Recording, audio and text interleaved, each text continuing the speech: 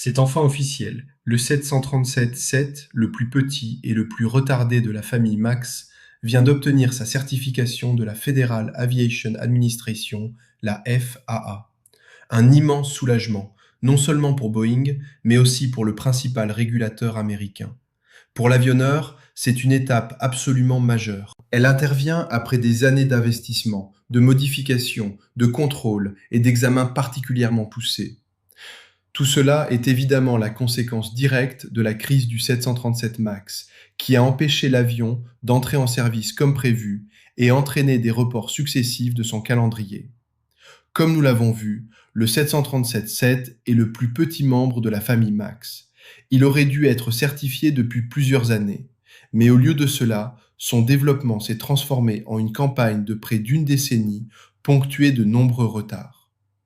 Les nouvelles exigences réglementaires et les modifications apportées à l'appareil pendant le processus de certification ont particulièrement affecté cette version, tout comme le 737-10 qui n'est toujours pas certifié.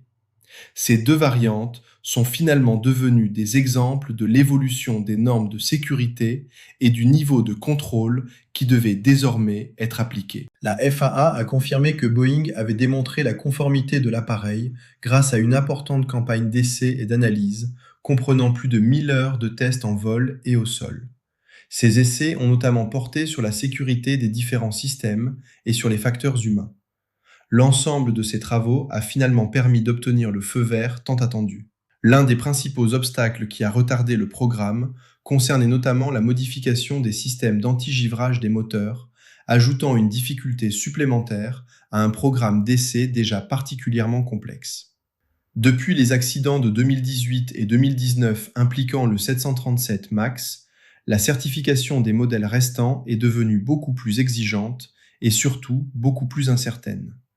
La FAA a considérablement renforcé son approche et multiplie désormais les contrôles afin d'évaluer avec beaucoup plus de précision la sécurité et la production des variantes qui doivent encore être autorisées.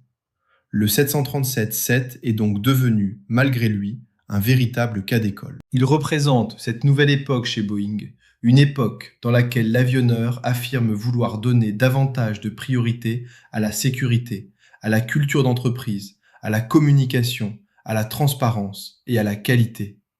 Mais cette période a également été marquée par une forte pression réglementaire qui a considérablement compliqué le processus.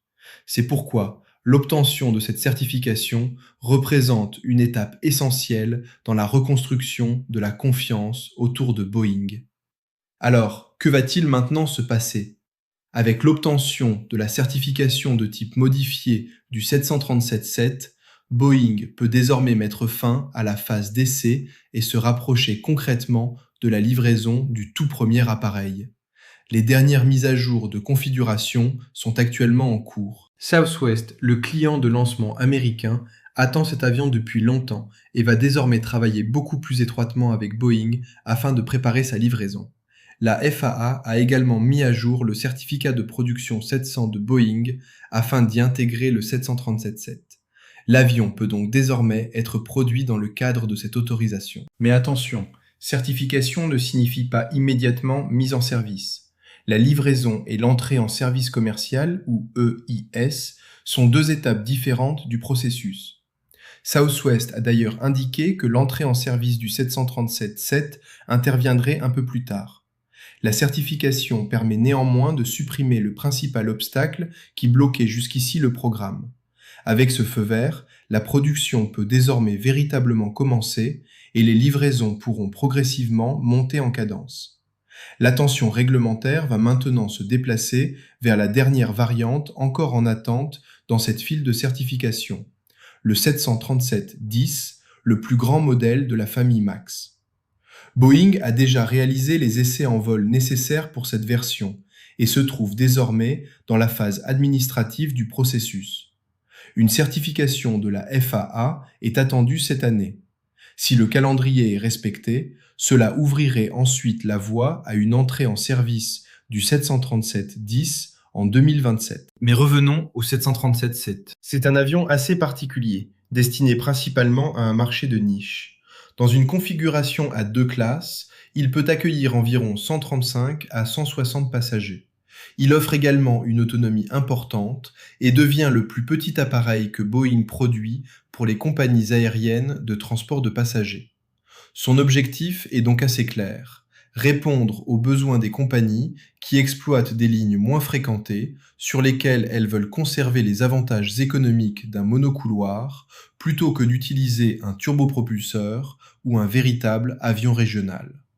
Et sur ce marché, le 737-7 possède un autre argument.